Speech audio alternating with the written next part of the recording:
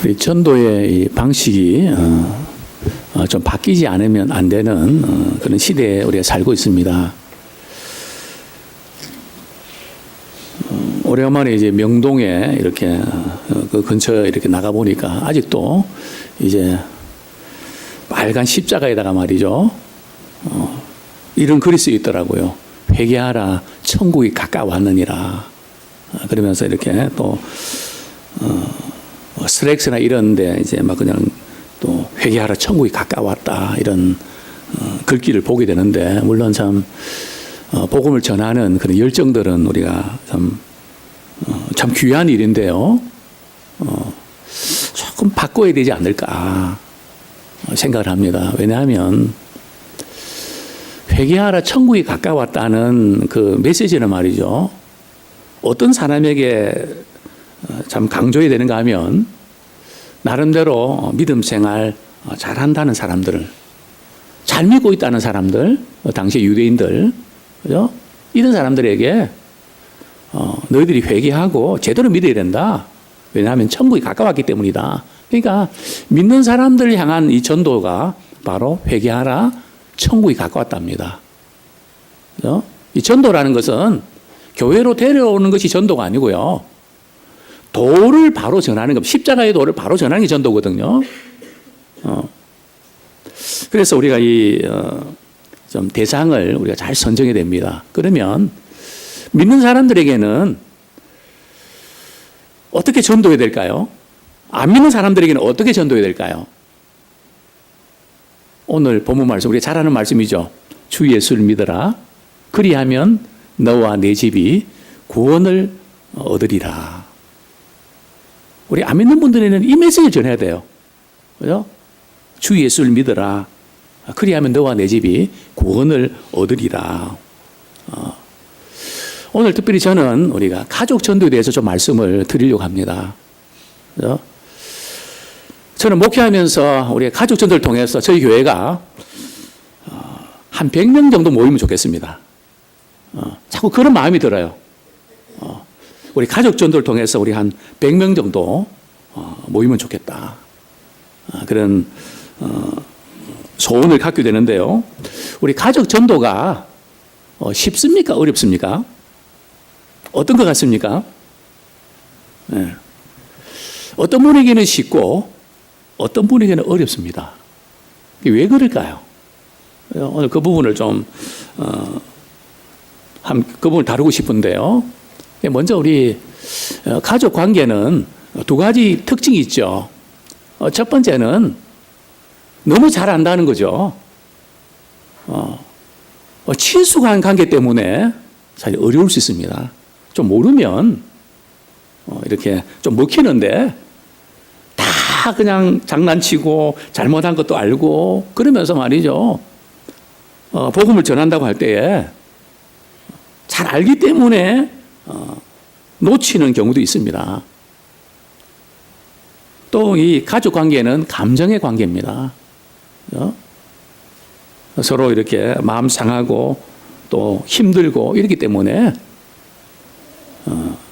관계가 안 좋으면 마음을 아예 닫아버리죠. 그래서 전도는 요원해지는 그런 경우들을 우리가 보게 되는데요. 먼저 우리 가족 전도에 있어서 가장 큰 핵심은 다른 거 아닙니다. 우리 가족들에 대해서 우리가 관심을 가져야 됩니다. 그죠? 이게 이제 우리가 가장 중요한 포인트죠. 우리 가족들이 이렇게 살아가면서 사실은 많이 힘들어합니다. 그죠? 뭐 여러 가지 그런 어떤 일들이 많죠. 그죠? 지난주에 우리 문근희 선교사님 이렇게 제가 아침에 새벽에 픽업을 갔다가 이제 이렇게 우리 조정 집사님 거기에 이제 숙소를 잡고 있으니까 거기에 이제 모셔드리고 제가 이제 택시를 타고 왔는데요. 택시 기사를 이렇게 만나서 그분이 그런 이야기를 하는 겁니다. 손님, 제 이야기도 해도 되겠습니까? 그러면서 삼성병 올 때까지 말이죠. 저는 중간에 끝나면 복음을 전하려고 그랬는데 이야기가 끝나질 않는 거예요. 그것도 시킬 수 없는 상황이고요. 뭐 가족 관계 뭐 몇 자리를 쓰는데 말이죠. 형들이 의논도 안 하고 그냥 일방적으로 뭐 이야기하니까 속이 상해서, 그죠? 뭐 이런 내용입니다. 그게 다 들어드리고, 그러시더라고요. 손님, 제가 너무 힘들어서 제가 손님께 좀 불필요한 얘기를 죄송합니다. 그러나 제가 이야기를 안 하면 미칠 것 같아서 너무 힘들어서 제가 말씀드렸습니다. 들어주셔서 감사합니다. 뭐 이제 가족들끼리도 말이야 아무리 이야기해도 1시간 이야기해도 안 통한다는 거죠. 뭐 누구 붙잡고 이야기하고 싶은데, 야, 오늘 우리가 지금 이런 가족 관계 가운데 살고 있구나. 그죠? 그래서 우리가 다른 데 관심 많이 가져야 되지만은 우리 가족들에 대해서 우리가 관심을 갖는 저희들 되기 원합니다. 뭐 다른 게 아니고 가족들 관심 갖는다는 것은 말이죠. 좀 만나주는 겁니다. 뭐 늘 우리가 집에서 만나는데 뭘 만납니까? 제대로 만나는 거죠. 집중해서 만나는 거죠. 그리고 틀어주는, 그죠? 뭐 이런저런 이야기들. 직장에서 받은 스트레스 어디서 풉니까? 소주로 풉니까? 소리 지르면서 풉니까? 그죠? 부부가 서로 나 이렇게 힘들었다고 풀 수 있어야 됩니다. 그죠? 그게 가족이란 말이죠. 그게 부부 관계입니다. 그죠? 근데 오늘 우리가 이 부분들이 참 잘 안 되죠. 뭐 틀어줄 사람이 아무도 없습니다. 그죠? 특히 우리 가족들과 이런 틀어주는 관계 우리 회복하기 원합니다. 또한 기도해주는 관계. 그죠? 참 우리가 들어보면 참 우리가 할 수 있는 것이 너무나 적다는 것 때문에 우리는 많이 답답해합니다. 마음뿐이지 할 수 있는 것이 참 이렇게 없구나. 살아가면 살아갈수록 점점 느낍니다. 또 위에서 기도해 주고요.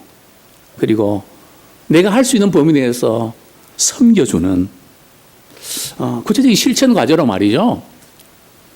적어도 식사 시간 때만큼은 스마트폰 만지지 않도록 하는 룰을 정하면 어떨까요? 사실은 제가 잘 못합니다. 왜냐하면 여러 군데서 막 그냥 바로 단체 카톡으로 메시지를 말이 주고 이렇게 제가 이제 또 최종적인 결론을 내려줘야 되니까.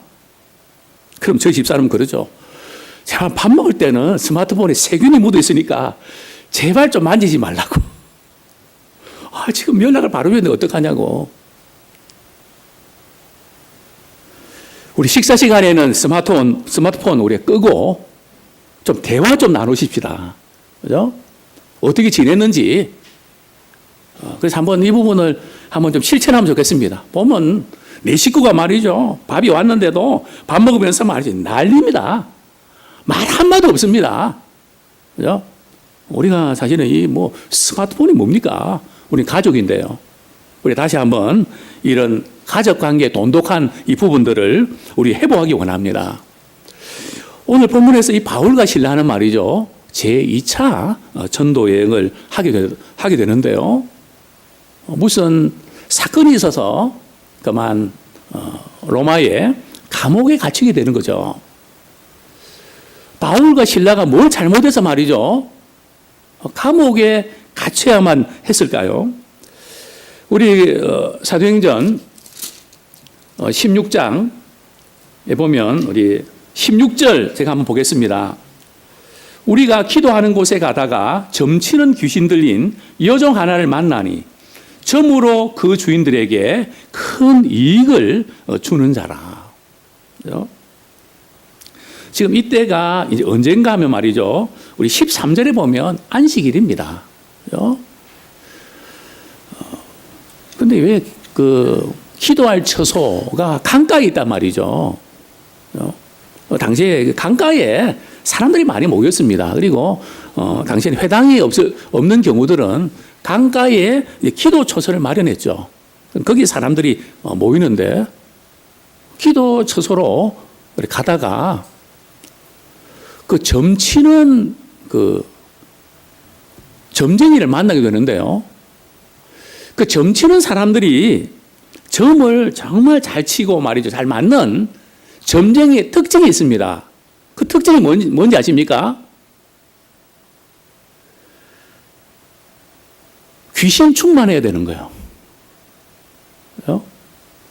아주 귀신의 지배를 받아야 이 점이 잘 맞습니다. 제가 이전에 그 교회에 들어가는 입구에 말이죠. 점쟁이 집이 있었습니다. 하루는 주일날 문을 닫았더라고요. 그래서 왜 문을 닫았냐고 물어보니까 말이죠. 산기도 갔대요. 참 우리보다 나은 것 같아요. 점 치는 것도 말이죠. 이 귀신의 어떤 지배를 받아야, 귀신 충만해야 점이 잘 맞는다는 거예요. 참, 그 제가 이야기 듣고 도전을 받았습니다. 참, 나보다 낫다. 이 지금 여정은 말이죠. 이 주문이 있는데 점을 말이죠. 정말 쪽집게 점쟁이에요. 정말 귀신같이 알아맞히는 그런 점쟁이입니다. 그래서 수업을 많이 올려줬습니다. 그런데 지금 바울과 실라의 그 일행을 보는 순간 말이죠. 막 소리를 지릅니다. 그러면서 따라다니면서 말이죠. 며칠 동안 계속 소리를 지르는데 말이죠. 그 소리 지르는 내용은 뭘까요? 우리 17절 말씀 같이 한번 읽겠습니다. 시작. 그가 바울과 우리를 따라와 소리 질러 이르되 이 사람들은 지극히 높은 하나님의 종으로서 구원의 길을 너희에게 전하는 자라 하며. 이 지금 이 점쟁이가 말이죠. 이 점쟁이의 신앙관이 확실합니다. 지금 사도 바울을 딱 보는 순간 말이죠. 뭐라고 이야기하는가 하면 이 지극히 높은 하나님의 종이다. 또 구원의 길을 말이죠. 전하는 사람이라는 거죠. 정말 귀신같이 알아맞히는 거죠. 그죠? 사도 바울이 누군지. 그죠? 자, 그러면서 계속 말이죠. 따라다니면서 이 말을 내뱉는 겁니다. 그러니까 바울이 너무 괴로운 거죠. 멀쩡한 사람이 그 이야기를 하면 괜찮은데 그 점쟁이가 그 이야기를 하니까 말이죠. 불편하고 힘든 거죠. 그래서 이 바울이 이 귀신 들린 사람을 내쫓는데요. 또 우리가 귀신을 내쫓을 때 우리가 어떻게 해야 됩니까? 영적인 공격을 받을 때 어떻게 해야 되는 걸까요? 사도 바울은 이렇게 말합니다. 18절 말씀에 보면 하반절에 보면요. 예수 그리스도의 이름으로 내가 내게 명하노니 그에게서 나오라 하니. 이렇게 선포하십시오. 우리 한번 따라해 보시겠습니까? 내가 예수 그리스도의 이름으로 명하노니 그에게서 나오라. 그러면 떠나가는 거예요. 그죠? 이게 이제 귀신을 내쫓는 방법이라 할까요? 그죠? 내가 예수 그리스도의 이름을 명하노니 그에게서 나오라. 그죠? 계속 그 사람 괴롭히지 말고 힘들게 하지 말고 거기에서 나와라. 그러니까 어떤 일이 벌어졌을까요? 귀신이 즉시 나오니라. 예수님 말씀을 듣고 말이죠. 뭐 우리가 나오라고 해서 나오겠습니까? 우리 안에 계신 예수 그리스도의 이름 때문에, 그죠? 내가 믿는 예수 그리스도의 이름 때문에 그렇게 영적으로 시달리고 힘들게 하는 그 영이 나가는 겁니다. 우리 믿음의 사람들에게는 이런 권세가 있습니다. 한번 사용해 보십시오. 그죠? 내가 예수 그리스도의 명하노니 그에게서 나가라. 그죠? 즉시 나가는 은혜를 우리가 체험하게 될 것입니다. 자, 오늘 이 이제 대목에서 저는 돈이냐 사람이냐, 이 제목을 한번 우리가 도전하기 원합니다. 자, 이 그 점쟁이가 말이죠. 귀신이 나가버리니까 점괘가 나왔을까요? 안 나오는 겁니다. 안 맞는 거예요. 점괘도요. 아무나 맞는 게 아닙니다. 예수 믿는 사람들은 말이죠. 점괘가 나올까요? 안 나올까요? 안 나옵니다. 나오면 나이롱 신자입니다. 제대로 먹으면 전기가 절대 안 나오게 되어 있습니다. 왜냐하면 이 영적 세계라는 것은 예민하기 때문에 그렇다고 내가 진짜인가 아닌가 하기 위해서 또 점치러 가지는 마십시오. 뭐 보나 마나죠. 그래서 이 전기가 안 나오니까 매출이 급격히 떨어지는 겁니다. 그동안은 귀신의 도움으로 잘 살았는데 귀신이 나가니까 이 전기가 안 맞는 겁니다.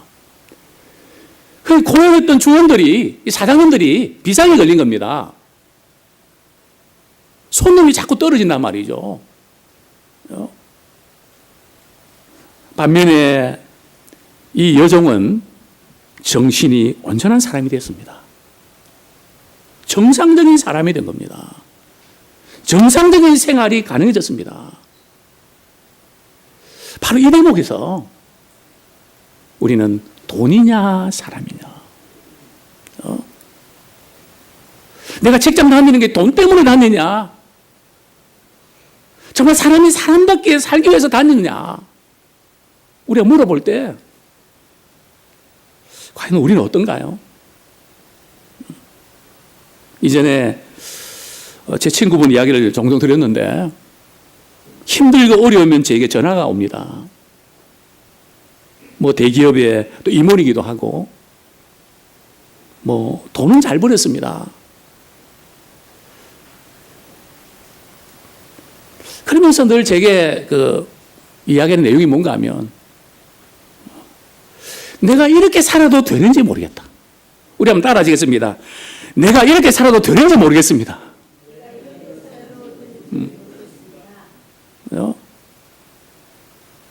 돈은 되는데, 부유하게 사는데, 외제차 타고 다니면서 사는데, 내가 이렇게 살아도 되는지 모르겠다는 거죠. 그 묻는 내용에는 내가 이렇게 살면 안 되는데, 돈 때문에, 또 구조 때문에 이렇게 살 수밖에 없는 이런 아픔을, 아픔 가운데 우리가 살아가지 않습니까? 이 여종의 주인처럼 귀신과 악한 영들의 죄를 지으면서 그것 때문에 많은 수입을 올렸는데 정상적인 사람으로 회복되니까 경제적인 타격이 옵니다. 사람들이 살아가는 그 방식대로 살아가면 돈은 되는데 이게 사는 게 사는 것 같지 않는 이런 갈등을 우리는 겪으면서 우리는 살아갑니다. 이제 이 여종의 이 주인들은 이제 경제적인 손실 때문에 바울과 실라를 끌고 아레아 공공 장소로 끌고 갑니다. 그리고 로마 관리들에게 이 사람들은 우리가 보지도 못한 풍속을 전하는 이상한 사람들이다.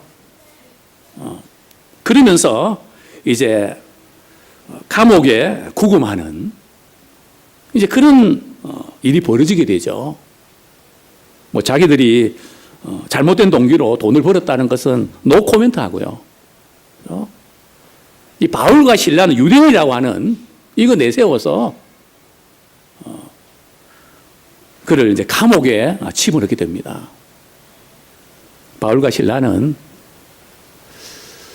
이 귀신 들린 사람, 정신 나간 사람, 예수의 이름으로 온전하게 만들어줬는데 그에게 찾아온 것은 바로 깜빵입니다.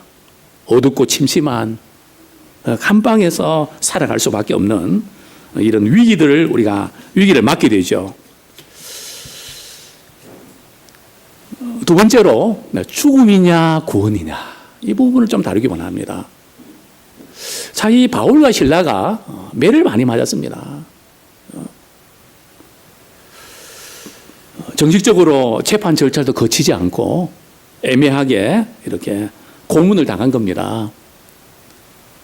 근데 한밤중이 됐는데 이 바울과 실라가 기도하고 하나님을 찬송합니다. 이 바울과 실라의 입에는 탄식이 아니라 찬양이 흘러나옵니다. 고난 중에도 기뻐합니다.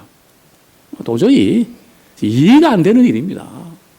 어떻게 억울한 일을 당했는데 내가 믿음 생활 바로 하려다가 이런 고통을 당하는데 거기서 무슨 기도가 나오고 찬양이 흘러나오겠습니까? 그런데 그 감옥에 있는 그 죄수들이 기도 소리와 찬양 소리를 다 듣습니다. 그런데 무슨 일이 일어나죠? 우리 사도행전 우리 16장 24절 25절 같이 읽겠습니다. 26절까지 시작. 그가 이러한 명령을 받아 그들을 깊은 옥에 가두고 그 발을 차고에 든든히 채웠더니 한밤중에 바울과 실라가 기도하고 하나님을 찬송하며 죄수들이 듣더라. 이에 갑자기 큰 지진이 나서 옥토가 움직이고 문이 곧 다 열리며 모든 사람의 매인 것이 다 끊어지는지라.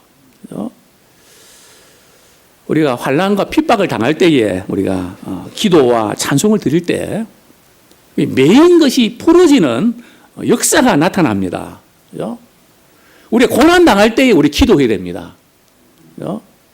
정말 억울한 일을 당할 때에 핍박을 당할 때에 우리는 찬양해야 됩니다. 그때 무슨 찬양을 부르실까요? 저 같으면 이 상황에서 환난과 핍박 중에도 이 찬양을 아마 불렀을 겁니다. 물론 그때는 그 찬양이 없었겠죠.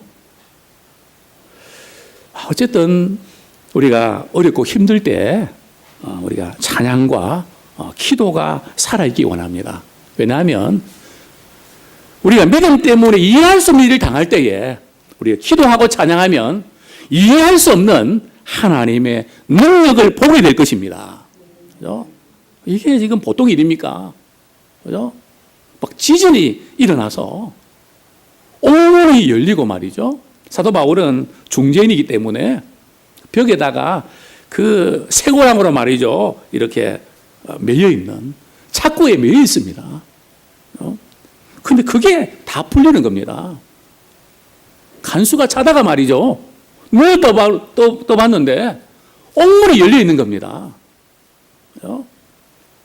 자신의 검을 빼어서 자결하려고 합니다. 왜냐하면 간수가 죄수를 지키지 못하면 똑같은 형벌을 받습니다. 이럴 바에야 내가 차라리 자살하는 게 낫겠다. 자살하려고 하는 차에 말이죠. 옥 안에서 무슨 소리가 들립니다. 누구의 목소리일까요? 우리 같이 한번 읽겠습니다. 28절 제가 읽어드리겠습니다. 바울이 크게 소리질러 이르되 내 몸을 상하지 말라. 우리가 다 여기 있노라 하니 간수가 등불을 달라고 하며 뛰어들어가 무서워 떨며 바울과 실라 앞에 엎드리고 이 놀라운 장면이 벌어진 겁니다. 옥문이 열렸는데 바울과 실라가 도망을 가지 않습니다. 또 다른 사람의 이 쇠고랑도 다 풀렸는데 다른 죄수들도 도망가지 않습니다. 제가 추측컨대 바울과 실라가 이게 하나님의 역사구나 하고 도망쳤더라면 다른 죄수들도 덩달아 도망쳤을 겁니다. 물론 이런 상황 속에서 베드로는 옥문에서 나왔죠. 이게 바울과 베드로의 차이입니다. 성질이 급해갖고 말이죠. 얼떨결에 아마 물론 그때는 천사가 인도했습니다. 그러니까 바울과 실라는 옥문이 열렸지만 나오질 않습니다. 그러면서 자살하려고 하는 이제 내 인생은 끝이다. 이래 살아서 뭐 하겠냐. 자살하는 그 찰나에 바울은 이렇게 외칩니다. 우리가 여기 있다. 사실은 전도는 이렇게 하는 겁니다. 우리의 이익과 또 이의 타산을 우리가 따져갖고는 전도가 안 됩니다. 전도는 감동입니다. 비록 손해가 되지만 상대방을 감동시키는, 죽은 사람을 살려낼 만큼, 만약 우리가 바울과 실라였다면 이 상황 속에서 도망을 쳤을까요? 그대로 있었을까요? 참 대답하기 쉽지 않겠죠? 우리가 여기 있습니다. 다른 제수들도 도망치지 않았습니다. 그러면 이 간수가 말이 무슨 소리가 들린단 말이죠. 진짜인가 싶어서 등불을 들고 보니까 다 있네요. 그 순간 이 간수는 어떤 액션을 취합니까? 우리 30절, 31절 같이 읽겠습니다. 시작.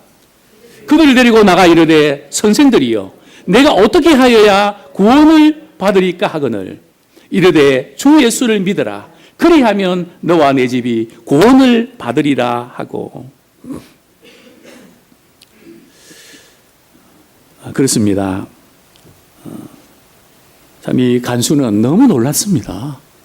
세상에 이런 일이, 이게 바로 여기서부터 나온 거예요. 어떻게 이럴 수가? 그럼 이 간수가 죄수인 바울과 실라 앞에서 엎드려서 절을 합니다. 완전히 압도당하는 겁니다. 이게 어떻게 가능한 일일까? 그러면서 이 바울과 실라가 고문당하고 그러면서 감옥에서 찬양하고 기도하는 걸 보고 참 이상하다. 어떻게 저렇게 고통받으면서 저렇게 살 수 있을까? 전도는 잘 될 때만 전도가 되는 게 아니라 우리가 고난당할 때가 바로 전도의 기회입니다. 우리가 고난당할 때 불신자들은 우리가 어떻게 나오는 것을 봅니다. 바로 그때가 정말 주님의 사랑을 증가하는 기회입니다. 완전히 압도당하죠. 그러면서 이 간수는 이렇게 묻습니다. 어떻게 해야 우리가 구원받을 수 있겠습니까? 정말 이 구원의 문제가 아니면 도저히 이런 일이 있을 수 없다고 그는 판단한 겁니다. 그죠? 믿지 않는 우리 가족들이, 우리 친지들이 우리가 살아가는 모습을 보고 어떻게 하면 나도 당신처럼 구원을 받을 수 있겠습니까? 오히려 그들이 질문하는, 그죠? 도대체 저 사람 안에 뭐가 있길래 저렇게 할 수 있을까? 바로 그 복음의 비밀을 그들이 우리가 발견할 수 있도록 우리의 삶 가운데 영향을 끼치는 저와 우리가 되기 원합니다. 그런데 이 이 바울은 말이죠, 이런 질문을 딱 받고 굉장히 지혜롭습니다. 어떻게 지혜롭습니까? 주 예수를 믿으라. 그리하면 너와 내 집이 구원을 받으리라. 주 예수를 믿으라. 그리하면 너와 너 자신뿐만 아니라 너의 집이, 너 가족들이, 너 자녀들이, 너 친지들이 구원을 받게 될 거다. 바로 가족 구원에 초점을 맞췄습니다. 이제 우리가 나만 구원받는 자가 아니라 나를 통해서 우리 자녀들, 우리의 남편, 아내, 우리 친지들, 우리 또 할아버지, 할머니, 우리 부모님들, 우리가 구원받는 일에 우리가 쓰임받기를 원합니다. 나만 구원이냐, 가족 구원이냐, 이 부분 조금 마지막으로 다루겠는데요. 나만 구원이냐, 가족 구원이냐. 부모님이 예수 믿는다고 해서 자녀들이 자동적으로 구원받는 건 아닙니다. 우리 자녀들도 인격적으로 주님을 영접해야 됩니다. 그런데 우리가 가족 전도에 우리가 소홀할 수 있는 것은 늘 같이 있기 때문에 언젠가는 예수 믿고 교회 나오겠지 하는 생각 때문에 우리는 무관심할 수 있다는 겁니다. 기도하면 언젠가는 돌아오겠지. 그렇게 하면 안 된다는 거죠. 그 가족들에게 복음을 전해냅니다. 복음을 들을 수 있는 기회를 만들어야 됩니다. 어떻게 해요? 좀 생신 때 기회를 만드십시오. 또 복음을 전하는 믿음의 사람들을 초청해서 복음을 들을 수 있도록 기회를 만드십시오. 어떻게 하든지 우리가 영적으로 도전받고 복음을 우리 깨닫는 것은 복음을 들을 때에 역사가 나타납니다. 그냥은 일어나지 않습니다. 정말 나만 구원받을 것인가, 가족들을 구원할 것인가. 자, 오늘 본문에 보면 이 이야기를 듣고 말이죠, 이 간수가 어떤 반응을 나타냅니까? 우리 32절부터 34절까지 한번 같이 읽겠습니다. 시작. 주의 말씀을 그 사람과 그 집에 있는 모든 사람에게 전하더라.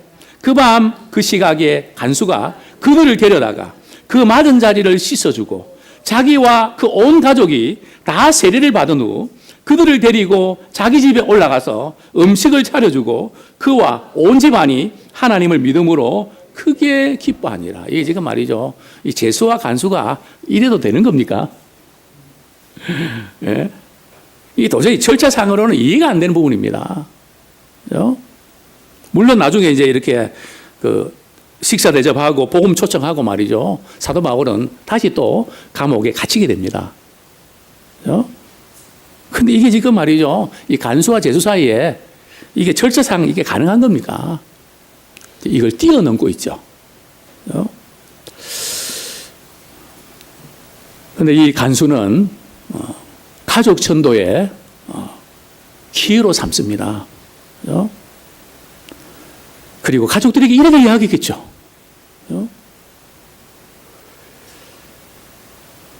몇 시간 전에 내게 이런 일이 있었다고요. 옥문이 열리면서 착고가 다 풀리면서 나는 제수들이 다 도망간 줄 알았는데 글쎄 그 안에서 바울이라는 사람이 우리가 여기 있다고, 우리 도망 안 갔다고, 내가 그때 자살하려고 했는데, 그래서 내가 예수님을 영접하게 됐다고.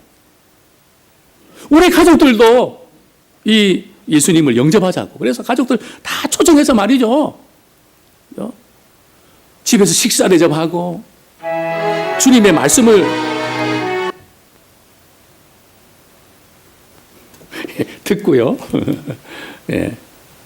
그들이 다 믿었더라. 우리가 이 찬스를 포착해야 됩니다.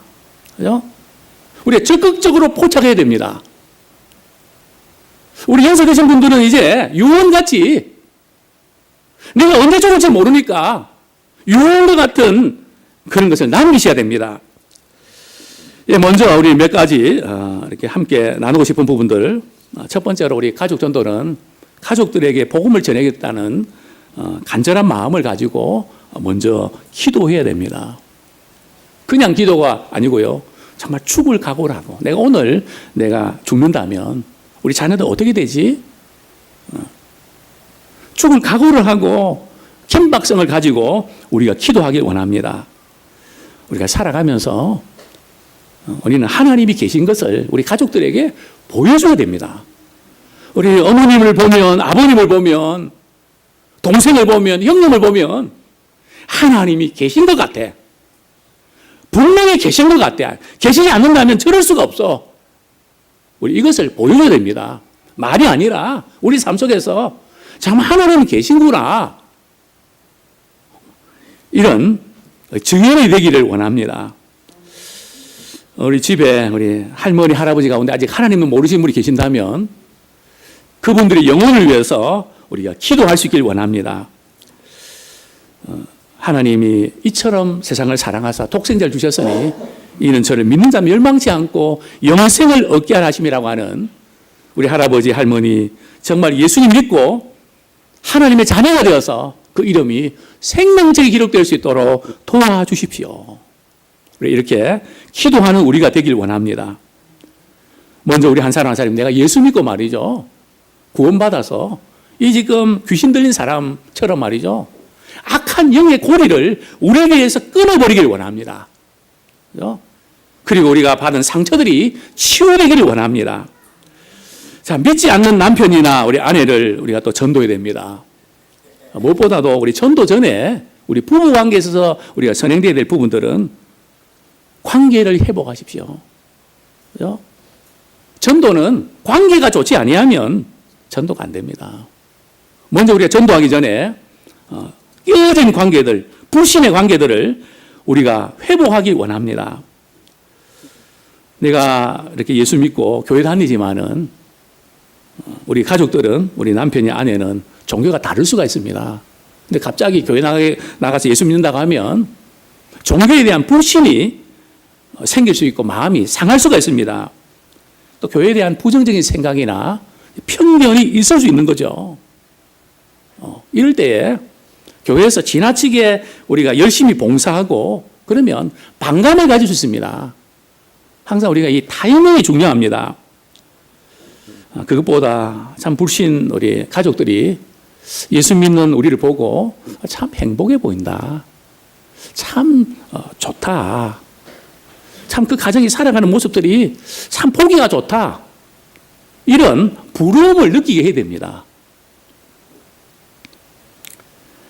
남편이 이제 그래서 교회 나갈 때 잘해야 됩니다.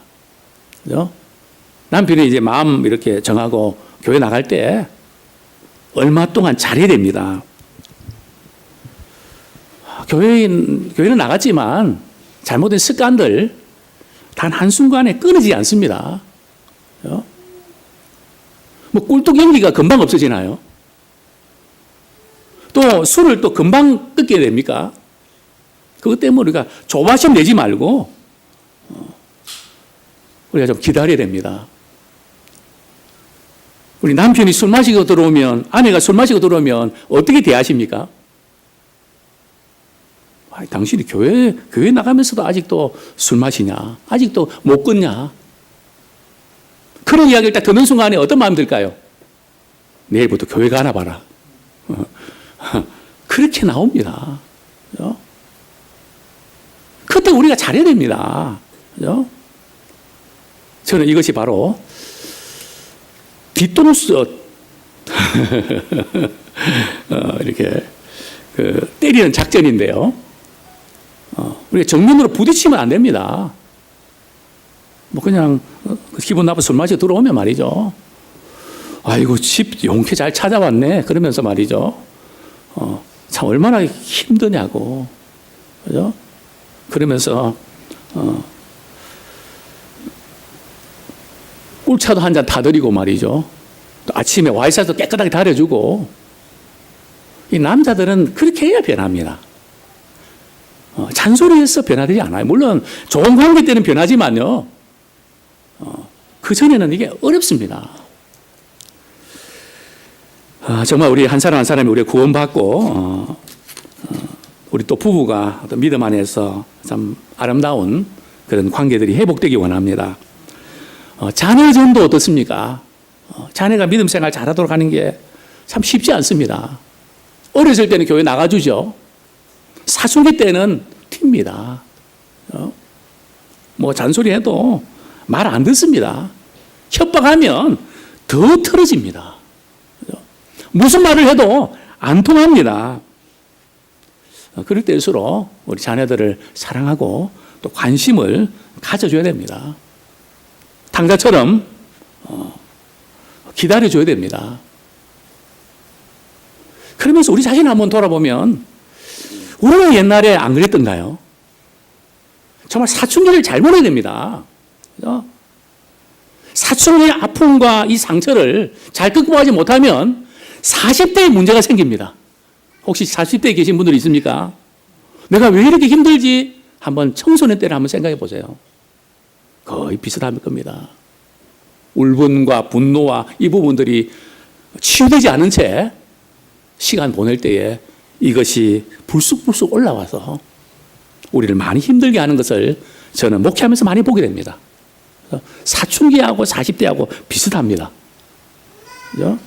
그래서 어렸을 때는 우리 사춘기라 그러고요. 40대는 뭐라 그럽니까? 사출기라 그럽니다. 같은 사자예요. 이 두 청소년과 사춘기와 사춘기가 만나면요. 이게 가정이 복잡합니다. 사춘기와 사출기의 만남. 아주 이게 힘들어지는 그런 가정이 됩니다. 아무쪼록 우리 자녀들 참 때로는 한심해 보이고 이러다가 이게 뭐가 될까? 참 답답해 보일 때가 있지만 계속해서 사랑과 관심 보여주시고 기도할 때 눈물로 씨를 뿌리면 반드시 기쁨으로 단을 거두게 됩니다. 저 이렇게 부탁드리고 싶습니다. 우리 자녀들이 무엇보다도 만남의 복이 있어야 됩니다. 최고의 만남은 하나님 만나야 됩니다. 예수님 만나서 예수님을 내 인생의 주인으로 모시고 살아가게 해달라고 우리 간절히 기도하고 또 사랑과 관심을 보여주십시오. 또 좋은 분들과의 만남을 위해서 기도하십시오. 좋은 친구들 만나고 선생님들 만나고 좋은 선후배 만나야 됩니다. 힘들고 어려울 때에 누구를 만나는 것에 따라서 우리 인생이 결정돼 버립니다.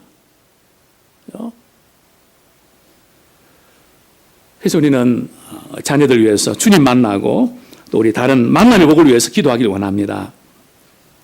자, 무엇보다도 우리를 통해서 참 하나님의 은혜가 우리 가족들에게 잘 전해지고 그 사랑 깨달아져서 우리 가족 전도가 이루어지면 좋겠습니다. 가족 전도는 다른 게 아닙니다.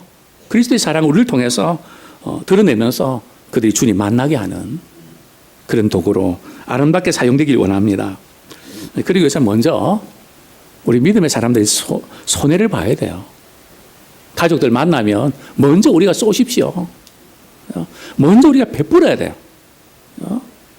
또 우리 가정의 정말 행복한 모습들을 보여줘야 됩니다.